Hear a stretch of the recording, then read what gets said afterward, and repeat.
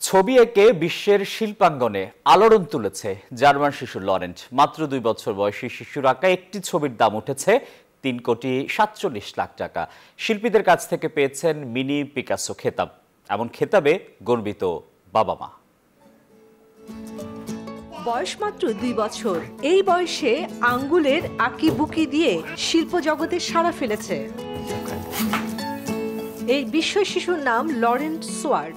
Acrylic paint ব্যবহার করা German শিশুর এই কাজ দেখে অবাক গুণী শিল্পীরাও।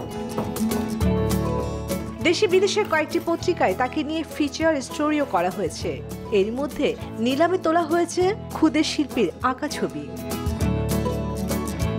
দাম উঠেছে 2,70,000 ইউরো পর্যন্ত, যা বাংলাদেশি টাকায় 3,47,00,000।